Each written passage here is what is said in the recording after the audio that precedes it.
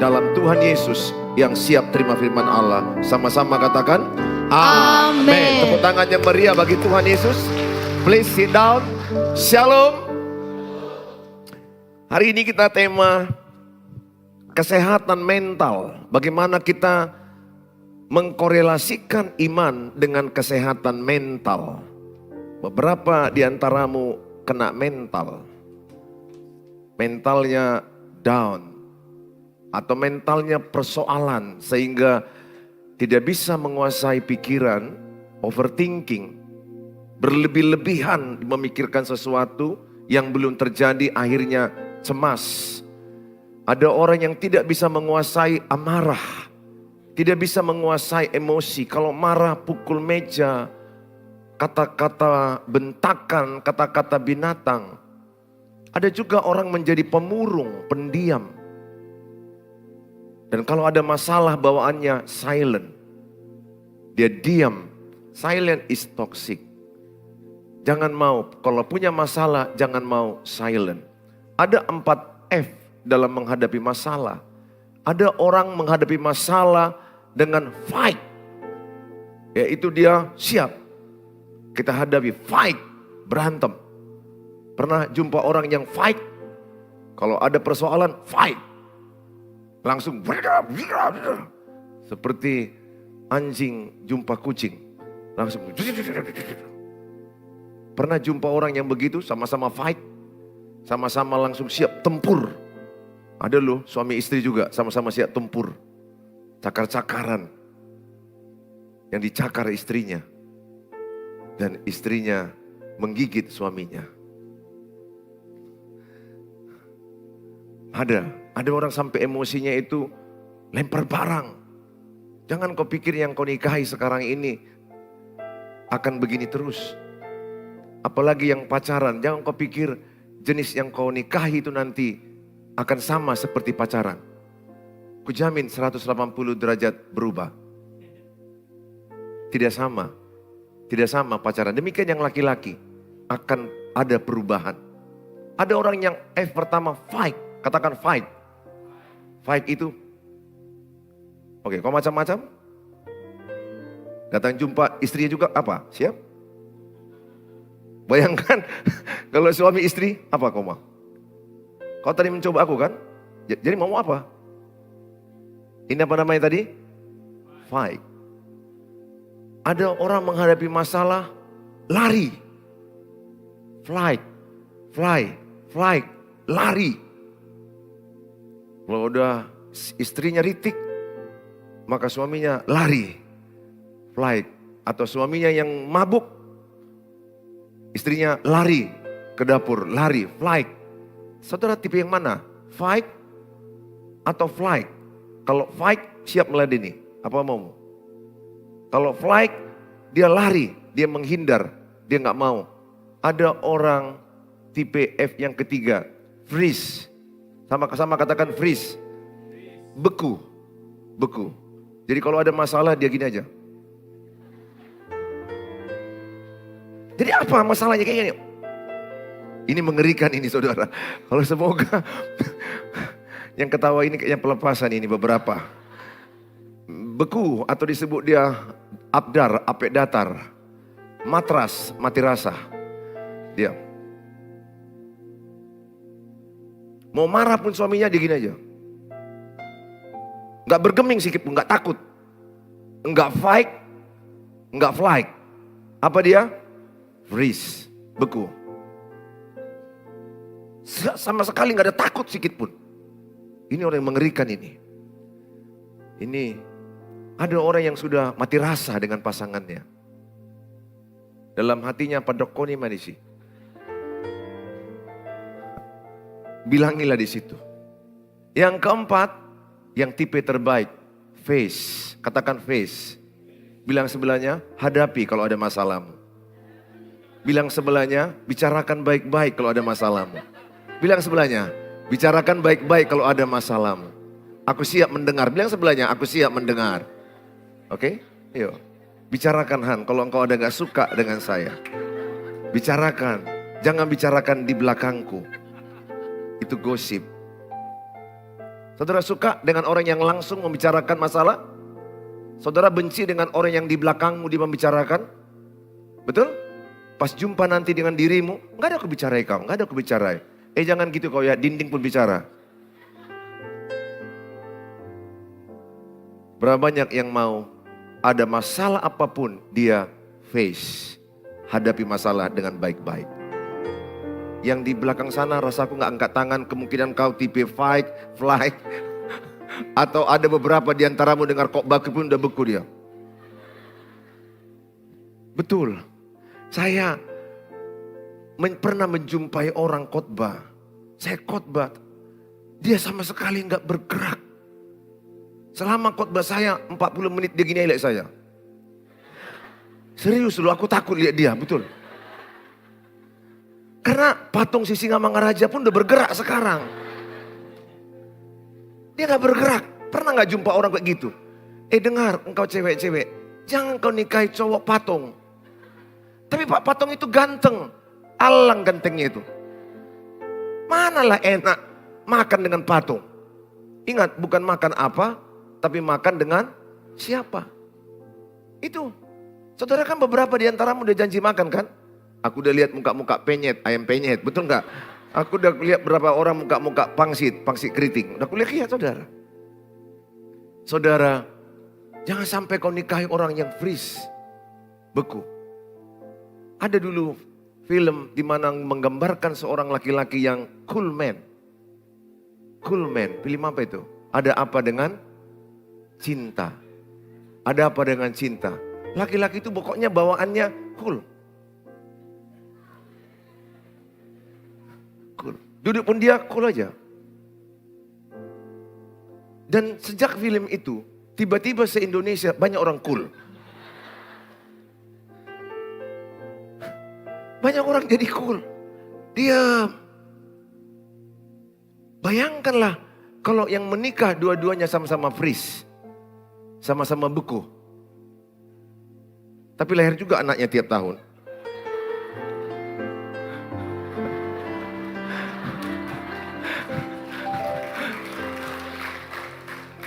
Karena untuk buat anak gak bisa freeze. Harus hot.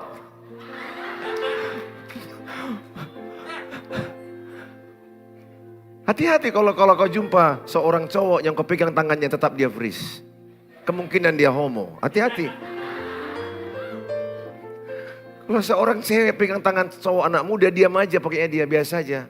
Bahkan kau tanya dengan jujur, ada rasa gak bang? Gak terasa. Kemungkinan dia LGBT. Filipi 4 ayat yang ke-6 sampai 9. Kita belajar dari 4 ayat. Mari sama-sama kita baca. Saya bersyukur beberapa di antara saudara sudah mampu tertawa. Tanda mentalmu sehat. Yang belum tertawa, aku berdoa. Ingat Amsal 17 ayat 22, hati yang gembira adalah obat yang manjur. Seberat-beratnya masalahmu sebelum kemari, izinkanlah Tuhan membuat kau tertawa. Karena tertawa itu dari Tuhan. Amin. Filipi 4 ayat 6 sampai 9 sama-sama kita baca. 1, 2, ya. Janganlah hendaknya kamu khawatir tentang apapun juga. Tetapi nyatakanlah dalam segala hal keinginanmu kepada Allah dalam doa dan permohonan dengan ucapan syukur. Damai sejahtera Allah yang melampaui segala akal akan memelihara hati dan pikiranmu dalam Kristus Yesus.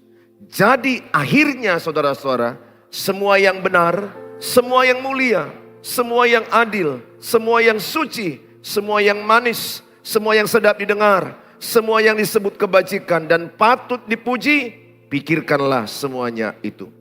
Dan apa yang telah kamu pelajari, dan apa yang telah kamu terima, dan apa yang telah kamu dengar, dan apa yang telah kamu lihat padaku, lakukanlah itu. Maka Allah sumber damai sejahtera akan menyertai kamu. Saudara, dari ayat ini ada 2 poin bagaimana kita memiliki jiwa yang sehat, mental yang sehat. Yang pertama dikatakan adalah bawalah dalam doa dengan ucapan syukur segala kekhawatiranmu, segala pikiranmu yang cemas. Yang kedua, setlah pikiranmu dengan pikiran-pikiran yang manis, yang benar, yang sedap didengar, kebajikan. Pikirkanlah semua itu. Jadi maksudnya di luar itu jangan pikirkan. Yang buruk jangan pikirkan. Yang tidak sedap didengar jangan pikirkan. Jadi apa yang saudara lihat dan apa yang saudara dengar harus difiltrasi. Karena apa yang saudara lihat, maka itu yang kau pikirkan. Kalau engkau nonton film Suster Ngesot, film hantu-hantu itu kan, maka nanti malam jangan harap mimpimu mimpi malaikat. Karena engkau udah nonton film setan. Pastilah mimpimu nanti malam dikejar bigu ganjang. Kenapa? Karena apa yang kau lihat itu yang kau pikirkan. Kalau engkau melihat pornografi, maka itu yang kau pikirkan. Latih pikiranmu. Kalau engkau memikirkan yang manis-manis, itu pikiran yang membuat engkau bahagia. Ingat, pikiranmu itulah dirimu. What you think, apa yang kau pikirkan, itulah dirimu. Dan pikiran kita ini tidak mengenal mana yang realita, mana yang abstrak, mana yang konkret. Dia nggak tahu. Ini pikiran nggak tahu ini. Nggak tahu dia ini yang mana konkret, yang mana yang abstrak. Jadi engkau bisa memikirkan yang bahagia itu, yang indah-indah waktu SD, mandi-mandi di sungai, kejar-kejaran di pohon-pohon, kemudian kalian senang-senang main alip cendong. Kau pikirkan pada umur-umur SMP, masih ingat SD main-main. Kau bayangkan itu nanti kau pejamkan matamu sebelum tidur. Dan kau latih pikiranmu ke situ. Nanti ada hormon di otakmu, endorfin bertambah. Dopamin bertambah, serotonin bertambah.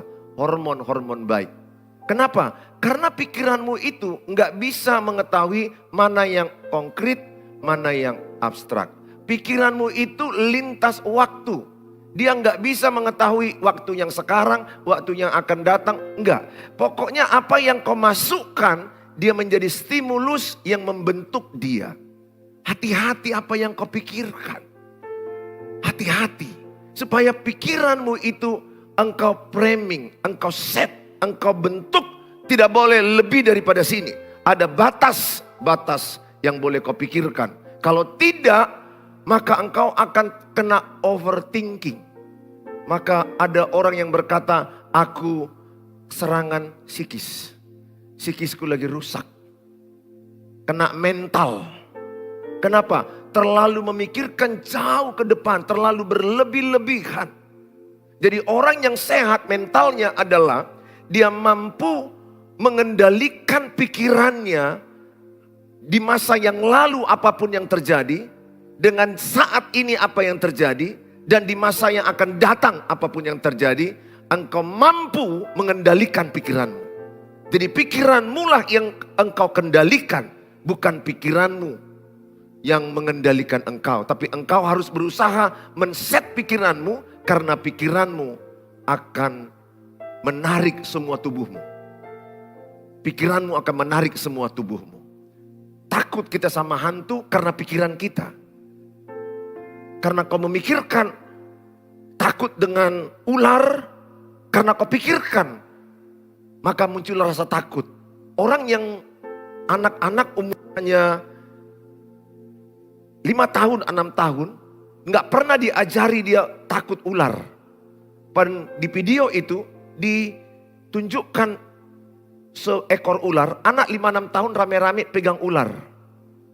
Gak takut ular. Kenapa? Karena gak pernah dimasukkan ke otaknya takut ular. Sehingga ular itu disangka dia kayak cacing mungkin. Gini kan dia kulihat. Kenapa dia gak takut? Karena di otaknya tidak pernah ditanamkan takut ular. Sama-sama punya otaknya kita. Cuma sekarang apa yang ditanamkan di pikiranmu, apa yang kutanamkan dalam pikiranku. Hati-hati, hati-hati. Oleh karena itu kita belajar bagaimana engkau mengalami kesehatan mental. Yang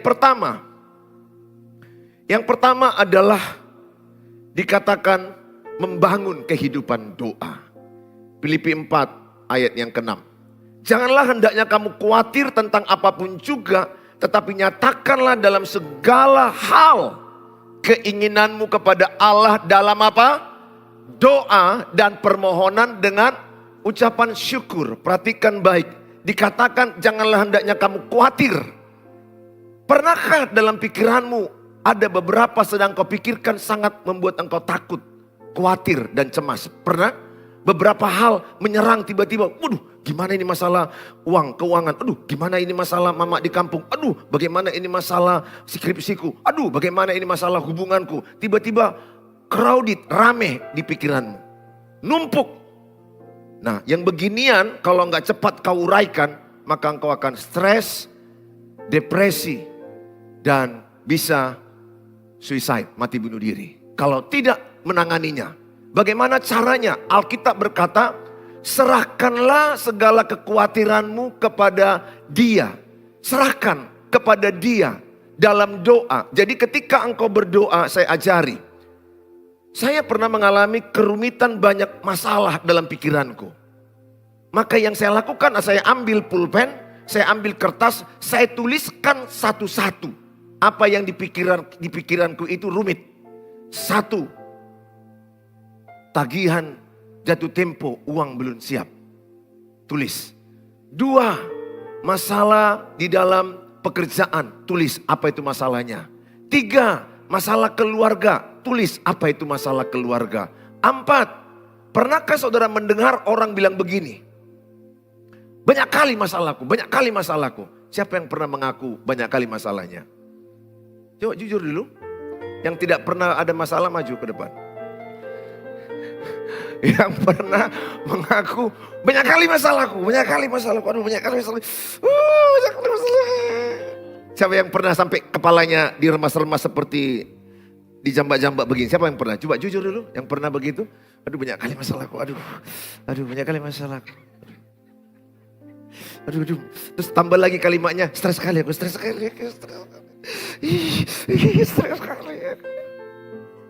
Baru tambah lagi kalimatnya, aduh mati aja. Tambah lagi kalimatnya, aduh gila, bisa gila. Pergi kau. Yang tidak salah pun jadi salah. Suami yang baik-baik pun datang, aduh jelek kali kau jelek.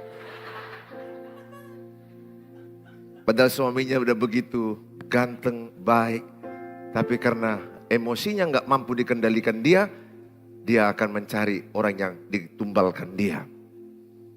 Seseorang pendeta, dia bilang ke saya, ini pendeta, banyak kali masalahku Pak Pendeta, banyak kali. Sesama pendeta, oke nggak apa-apa, aku bilang. Oke, ini kertas. Oke, ini pulpen. Kita mau doa Pak Pendeta, kan Tuhan kekuatan kita ya Pak Pendeta, oke. Pak Pendeta tulis dulu, apa masalah paling berat? 1. Keuangan, aku lagi ngambil S2 gak cukup. Dia lagi ngambil S2. Oke, aku tulis ya Pak Pendeta, keuangan tidak cukup untuk kuliah S2.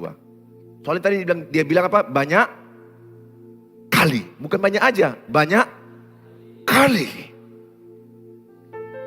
Ya, iblis itu pembohong, pendusta. 2. Apalagi masalahmu, aku rencana mau menikah tapi ada sedikit kendala dengan orang tuanya. Oke, kendala dalam pernikahan. Oke, 2. Ketiga, pas ketiga dia bilang,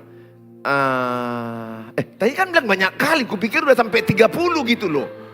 Pas udah ketiga, keempat,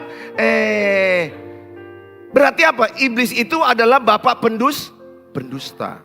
Bohong, membohongi dirimu, membohongi diriku, mengatakan banyak kali masalah. Jujur, masalahmu gak banyak kali. Sedikitnya masalah kita, cuma gak bisa kita handle. Gak bisa, apa kata Alkitab? Kuasailah dirimu, jadilah tenang supaya engkau dapat berdoa. Jadi sebenarnya masalahmu tidak banyak.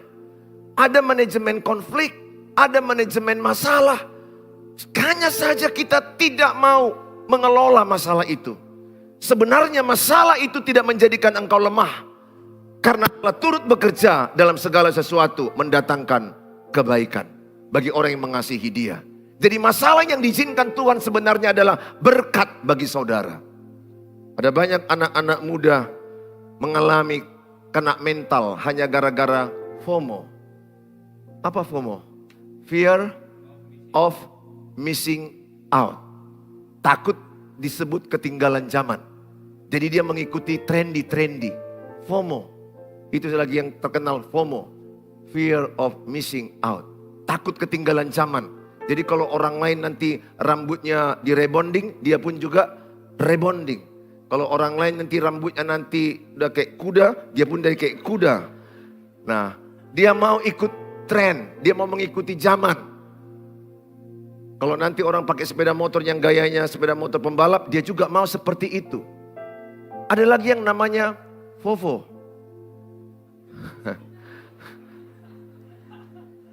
FOMO tadi saya bilang apa? Fear of missing out. Takut disebut ketinggalan zaman. Takut ketinggalan zaman. Sehingga kau ikuti segala macam mode. Yang kedua, FOFO. FOFO itu adalah fear of people opinion. Popo. Popo, F, popo, ya. Itulah. Oh, popo ya.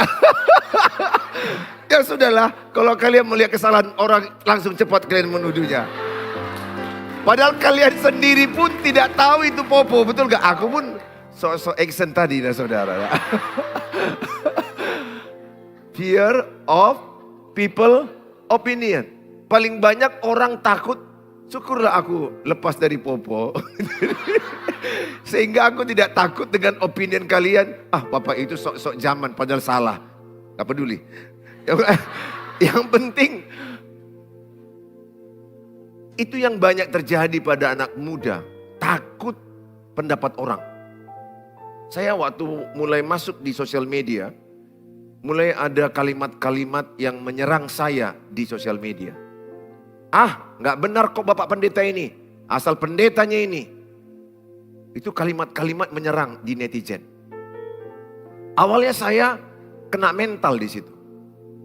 Ya, dan jangan main-main loh. Beberapa artis Korea mati bunuh diri karena serangan netizen. Apalagi netizen plus 62. Ngeri-ngeri dan lucu-lucu. Wah, sangat kreatif loh, betul loh, sangat kreatif. Kadang aku bisa ketawa sendiri lihat komen mereka. Di luar pikiranku balasan mereka. Kadang-kadang komen-komennya ada yang lucu-lucu sekaligus ada yang kejam-kejam. Lucu dan kejam netizen itu. Saya ketika itu, saya merasa gak siap. Kok malamnya saya berpikir, saya teruskan gak sosial media ini. Syukurlah pendeta Bapak Gilbert lumayan undang, senior kami. Ya dia juga pernah kena serangan ya. Tapi dia mengajarkan kalau kau sudah mau sosial media, harus siap pendapat orang. Harus siap apapun orang bilang dalam netizen. Abaikan. Ambil yang baiknya, yang buruknya tinggalkan. Nah saudara, saya bersyukur saya bisa upgrade diri. Dan puji Tuhan sosial media terus berkembang. Menurut saya lebih banyak diberkati. Tapi ada aja orang yang tetap tidak puas. Karena ingat kita tidak bisa memuaskan semua orang. Kita tidak bisa menyenangkan semua orang. Saya mengajak setiap saudara. Kalau ada masalahmu yang sangat berat, mungkin lagi rumit, engkau lagi sesak hatimu. Pesanku sama saudara, berdoa. Tuliskan satu-satu, tuliskan. 1, 2, 3. Yang saudara bilang banyak kali itu ternyata hanya 4. Hanya 2 bahkan. Pendeta itu hanya 2. Yang ketiga dia gak sanggup menulis. Hanya 2 itu. Gak banyak ya Pak Pendeta. 2 itu aja. Fokus kita selesaikan. Dan puji Tuhan dia bisa selesaikan. Nah saudara, yang pertama adalah kita berseru kepada Tuhan. Mazmur 50 ayat 15. Mazmur 50 ayat 15. Berserulah kepadaku pada waktu kesesakan. Aku akan meluputkan engkau dan engkau akan memuliakan aku. berserulah kepadaku pada waktu kesesakan. Jadi pada waktu engkau merasa sesak, pikiranmu terasa ramai sekali, sampai rambutmu udah mulai kau jambak, dan mulai kau begini-begini, kau udah mulai tidak menguasai emosimu, engkau tidak lagi menguasai jiwamu, engkau sudah mulai mau melepaskan amarahmu. Pesanku sama saudara, saat itu yang paling baik adalah ambil waktu berseru kepada Tuhan. Pada saat kesesakan, berserulah kepada Tuhan. Saudara, pada Mazmur 138 ayat 3, sama-sama dibaca. Mazmur 138 ayat 3, 1, 2 ya. Pada hari aku berseru, engkau pun menjawab aku. Engkau menambahkan kekuatan dalam jiwaku. Jadi pada waktu saudara berseru dalam kesesakan, bukan masalahmu langsung selesai. Tapi yang diberi Tuhan di hatimu adalah kekuatan. Yang diberi Tuhan di hatimu adalah hikmat, ketenangan. Maka kalau engkau tenang, engkau bisa fokus. Tapi kalau engkau tidak tenang, engkau tidak bisa fokus. Orang yang kena mental, payah fokus. Sehingga dia nggak tahu prioritas. Sehingga dia tidak tahu solusi. Dia nggak mendapat hikmat. Yang ada dalam dirinya hanya emosional. Yang ada dalam dirinya hiruk pikuk, ketakutan, kecemasan berlebihan. Setiap kita pernah mengalami kesesakan. Setiap kita. Dalam persoalan hidup ini. Berseru. Ketika engkau berdoa, ada kekuatan. Ada hikmat. Ada damai sejahtera. Filipi 4 ayat 7. Ketika engkau berdoa, bersyukur. Jadi ketika engkau ada punya persoalan, katakanlah persoalan seorang cowok yang memutuskan engkau.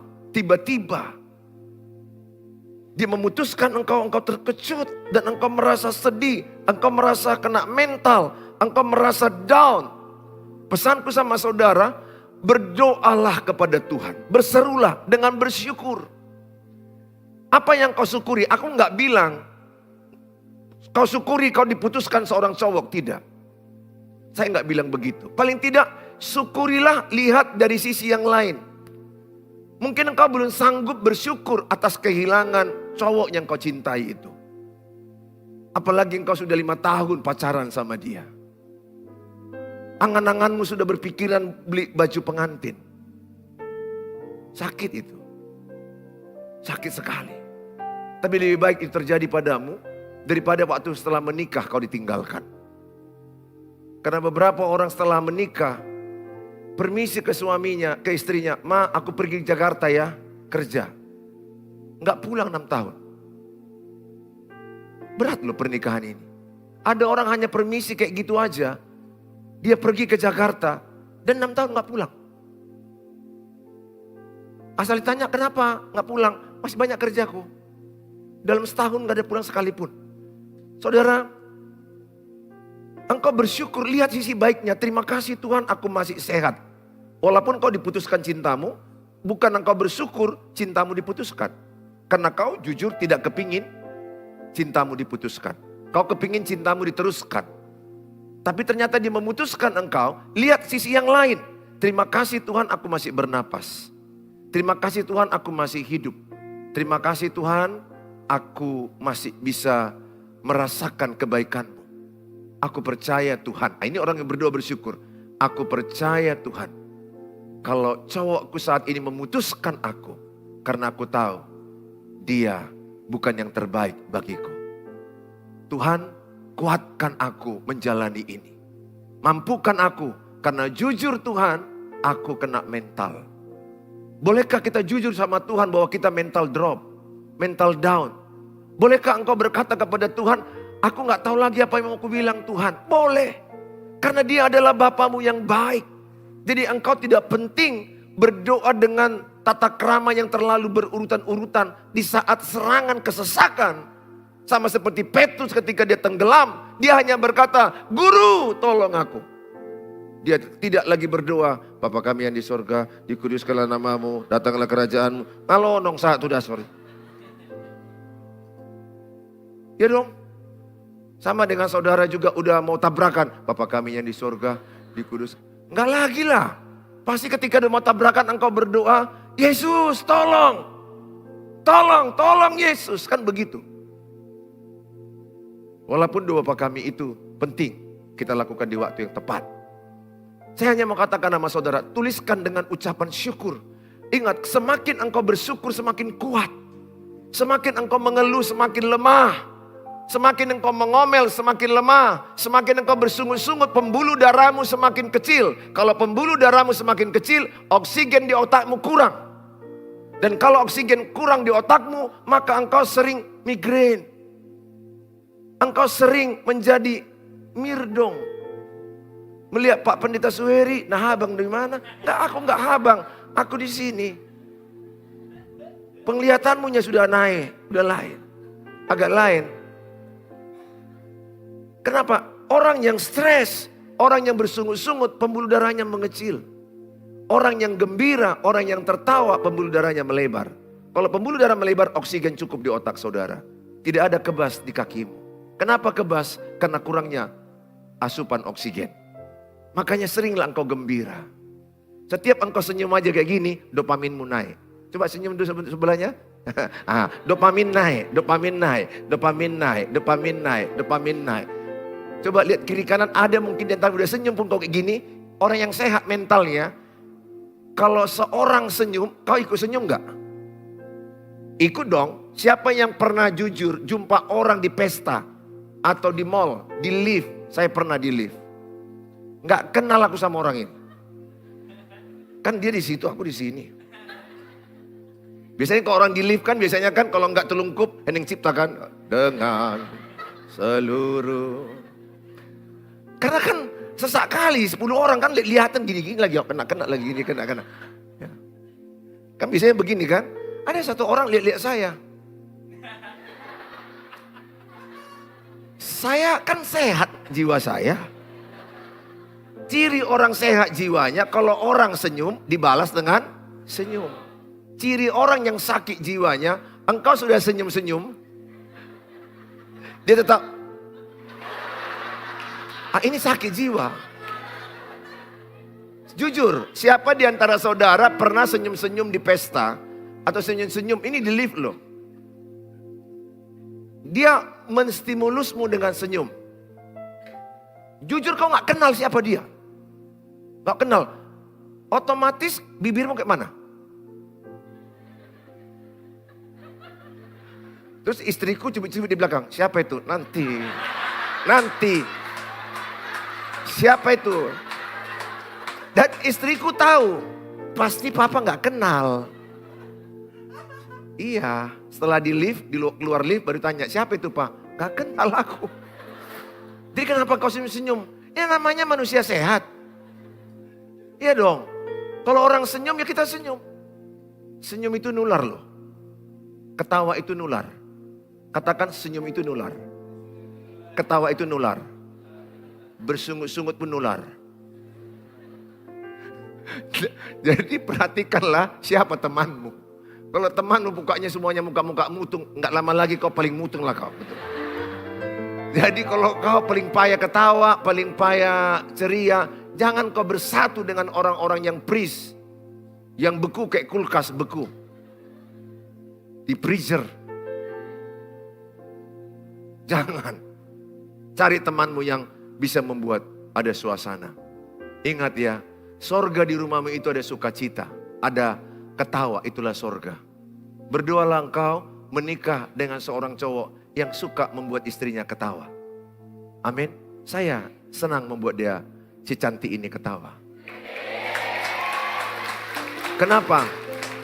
Ya, tugas suami itu membuat istri ketawa. Kalau ada suami sini payah membuat istrinya ketawa, coba tes dia dengan main cilubah. Kalau main cilubah pun dia tidak ketawa, coba tes dia dengan uang tunai 1 juta. Kalau juga dengan uang, dengan cilubah gak ketawa, mungkin dia sakit jiwa.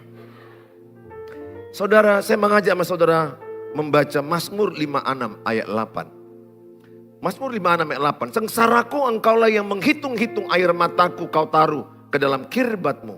Bukankah semuanya itu telah kau daftarkan? Jadi air mata kita ditampung Tuhan di kirbat Tuhan. Mazmur 126 ayat 5, orang yang menabur dengan air mata akan menuai sorak-sorai. Matius 11 ayat 28, marilah kepadaku yang letih, yang lesu, berbeban berat, aku akan berikan kelegaan.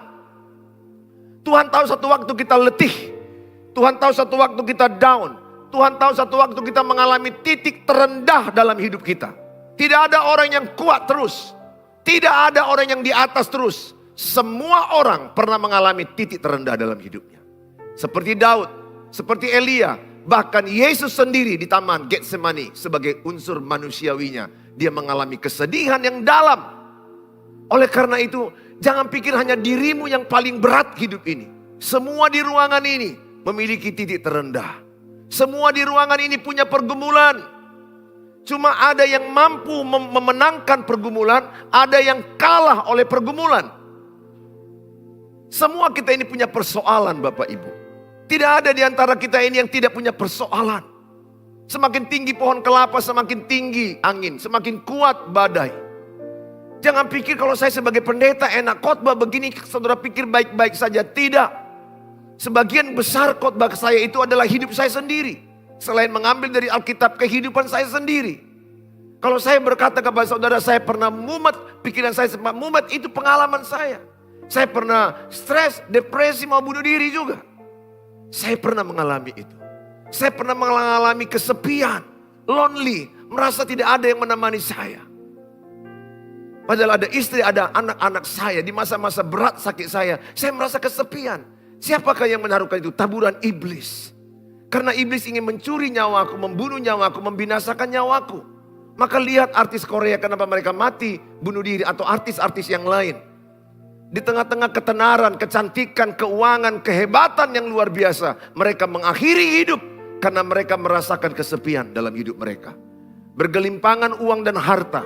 Hanya gara-gara netizen menyerang mereka, mereka memilih mengakhiri hidup. Saudara yang saya kasihi dalam nama Tuhan Yesus, seberat-beratnya masalahmu, datanglah kepada Tuhan Yesus. Bila perlu kalau engkau mau menangis, menangis. Menangis itu melepaskan stres. Sampaikan pada Yesus.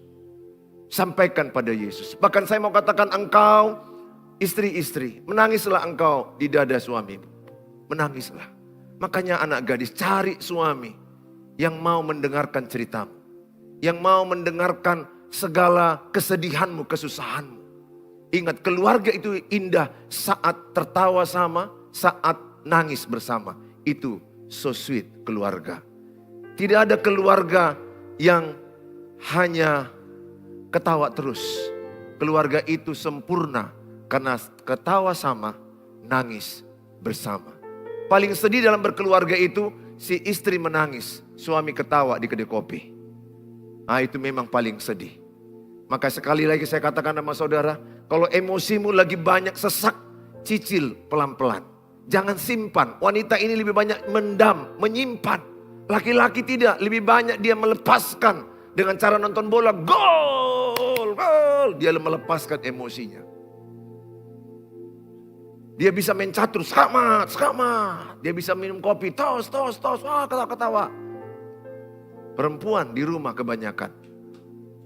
Sebagian mungkin berteman-teman. Apalagi kalau dia ibu rumah tangga, bagaimana dia melepaskan emosinya yang dilihatnya adalah ikan goreng.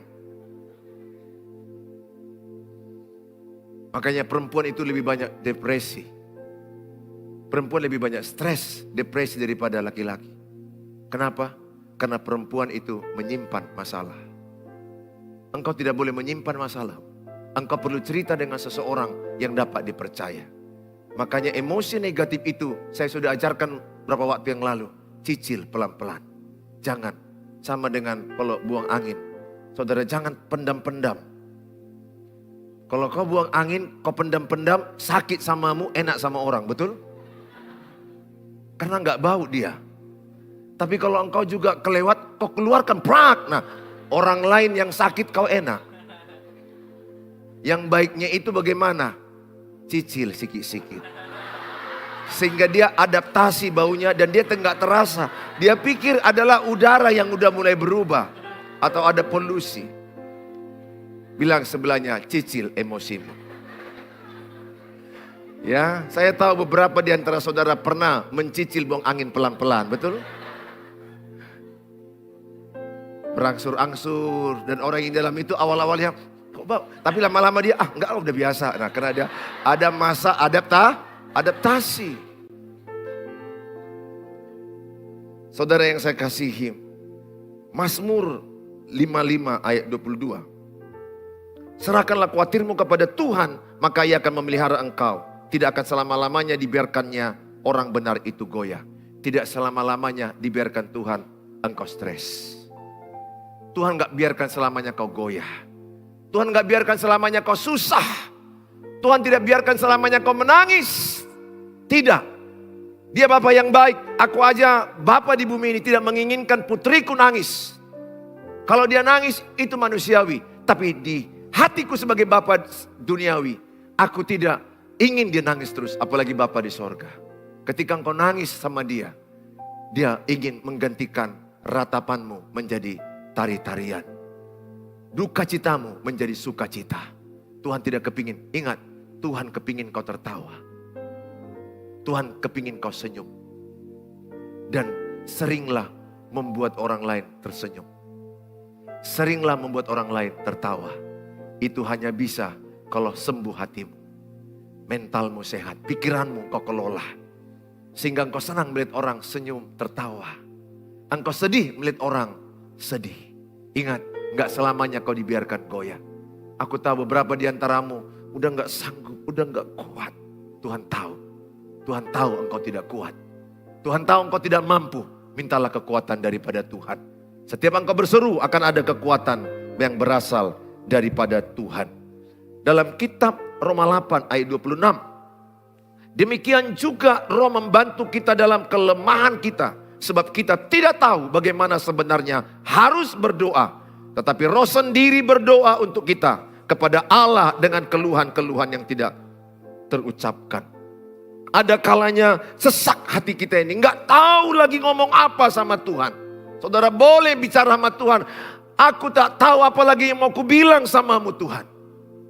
Engkau sesak hatimu. Ada Roh Kudus yang membantu engkau dalam kelemahanmu. Mengajari engkau. Mengurapi doamu. Sehingga engkau bisa berdoa sesuai dengan keadaanmu. Roh Kudus di hatimu adalah penolong. Adalah penghibur dalam hidupmu. Saya mengajak setiap saudara. Serahkan kepada Tuhan. Contoh yang pernah mengalami mentalan, kena mental atau serangan mental. Elia 1 Raja-Raja pasal 19 ayat 4. Sama-sama kita baca. 1 Raja-Raja 19 ayat 4. Sama-sama kita baca. 1, 2 ya. Tetapi ia sendiri masuk ke padang gurun sehari perjalanan jauhnya. Lalu duduk di bawah sebuah pohon arar. Kemudian ia ingin mati. Katanya cukuplah itu. Sekarang ya Tuhan, ambillah nyawaku. Sebab aku ini tidak lebih baik daripada nenek moyangku. Lihat, dia membandingkan dirinya dengan nenek moyangnya. Membanding-bandingkan membuat engkau kena mental. Jangan bandingkan dirimu dengan orang lain. Jangan bandingkan milikmu dengan milik orang lain. Nikmatilah levelmu. Nikmatilah apa yang ada di tanganmu. Syukuri. Boleh dikembangkan tapi bukan untuk dibandingkan. Kalau engkau membanding-bandingkan, engkau tidak menghormati apa yang diberi Tuhan kepadamu. Kalau engkau punya sepeda motor, nikmati sepeda motor. Kalau engkau punya mobil, nikmati mobil itu. Kalau engkau jalan kaki nggak punya sepeda motor, nikmati GL, goyang lutut itu. Nikmati apa yang ada padamu. Kalau engkau makan Indomie, nikmati Indomie itu. Enjoy. Kalau engkau tidur, dengan tidur hanya pakai tikar. Tidurlah, nikmati tikar itu. Kau akan payah tidur kalau membandingkan orang lain. Wih, matrasnya, ngeri kali mereknya, Pak. Kau bayang-bayangkan punya orang, kau nanti makin gila. Udah ada gaya-gaya makin gila jadi. Nggak usah bayang-bayangkan punya orang. Nikmati apa yang ada padamu. Syukuri. Apa yang kau rasakan, apa yang kau miliki. Sambil engkau tirup napas, terima kasih Tuhan buat rumah ini. Mungkin rumah itu kontrak, rumah itu kecil. Pikiranmu gak tahu itu. Yang penting kau syukuri, pikiranmu itu akan mendatangkan hormon yang baik. Jangan banding-bandingkan. Elia ini orang hebat, nabi besar, mengalahkan 450 nabi Baal. Dia orang yang hebat pelayanan, tapi bisa mau mati bunuh diri. Atau bisa dikatakan bukan mati bunuh diri, mau minta mati itu lebih tepatnya. Dia minta mati, kalau bisa mati aja aku. Aku berdoa di antara saudara, seberat apa masalahmu teman-temanku yang di YouTube, keluargaku yang di YouTube. Jangan pernah minta mau mati, karena Tuhan belum selesai dengan dirimu. Kalau hari ini engkau masih hidup, karena Tuhan masih punya rencana besar dalam hidupmu. Jangan pernah satu kata pun, aku mati aja. Karena perkataanmu, doamu. Karena apa yang kau katakan itu bisa jadi kenyataan. Oleh karena saya katakan nama saudara, Elia yang hebat aja pun bisa stres. Kemudian Daud, 1 Samuel 30 ayat 6. Dan Daud sangat terjepit karena rakyat mengatakan hendak melempari dia dengan batu. Seluruh rakyat itu telah pedih hati masing-masing karena anaknya laki-laki dan perempuan. Tetapi Daud menguatkan kepercayaannya kepada Tuhan Allahnya. Orang Amalek menyerang orang Israel. Dan dibawa semuanya keluarganya. Maka orang-orang Israel mau melempar Daud di Ziklag. Dan Daud mau dilempari oleh rakyatnya. Tapi saya mau katakan Daud menguatkan hatinya. Pesanku sama saudara, kuatkanlah hatimu. Apapun persoalanmu, kuatkanlah hatimu. Kuatkan jiwamu. Ingat, yang menguatkan hatimu itu dirimu dan Tuhan. Jangan harap orang menguatkanmu. Jangan. Apalagi seseorang yang kau pikirkan maunya dia menguatkan aku. Maunya husbandku menguatkan aku. Maunya my wife menguatkan aku. Maunya my husband understand me. Dengar. Jangan kau harapkan kekuatan dari orang. Yeremia 17 ayat 5 dikatakan dan ayat 7, terkutuklah orang yang mengandalkan manusia. Diberkati yang mengharapkan manusia. Diberkati orang yang mengharapkan kepada Allah. Terkutuk yang mengandalkan manusia. Pesanku sama saudara, saya pernah merasa kecewa ketika saya berharap maunya istriku menguatkan aku, anak-anakku menguatkan aku. No. Start now. Sampai selama-lamanya aku tidak mau mengharapkan manusia. Yang namanya manusia jangan kau harapkan. Yeremia 17 ayat 5 dan 7. Diberkatilah orang yang mengharapkan Tuhan. Terkutuk yang mengandalkan manusia. Selaginya manusia jangan kau harapkan. Sumber kekuatanmu hanya dari Tuhan Yesus. Amin. Sumber kekuatanmu hanya Tuhan Yesus. Jangan harapkan manusia menghibur engkau, menguatkan engkau. Tapi harapkanlah hanya Tuhan Yesus yang mengerti hidupmu. Tepuk tangan bagi Tuhan Yesus.